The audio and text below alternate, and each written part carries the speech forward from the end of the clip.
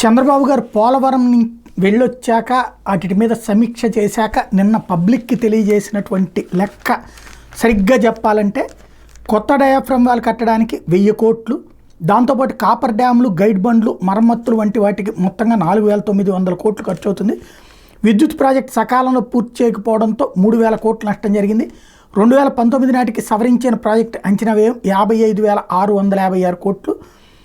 ద్రవ్యోల్బణంతో ఇప్పుడు 38% పెరిగింది కాబట్టి మరో 15,000 కోట్ల భారం పడుతుంది.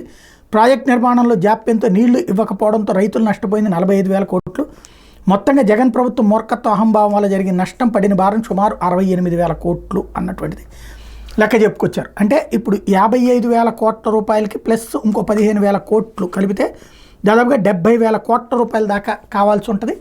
అది కూడా అంతర్జాతీయ ప్రముఖులు వచ్చి ఇప్పుడు దాన్ని తేల్చాల్సి ఉంది. 55,656 కోట్ల సవరించిన ప్రాజెక్ట్ అంచనాలు కేంద్రం ఇంకా ఆమోదం తెలపలేదు. ఈ ఖర్చులన్నీ ఇచ్చేలా కేంద్రాన్ని ఒప్పించడం అనేది అతిపెద్ద సవాలు. దాంతోపాటుగా ఇప్పుడు అంతర్జాతీయ ఎక్స్పర్ట్లు వస్తే మాత్రమే పరిష్కారం అయ్యేటటువంటిది. ఇదంతా పూర్తి కావడానికి సుమారు 5 ఏళ్ళు లోపు అవుతుందన్న నమ్మకం కూడా కనిపించట్లేదు. బట్ చేసి చూపెట్టాలని చంద్రబాబు గారు కసిగా పనిచేస్తున్నారు.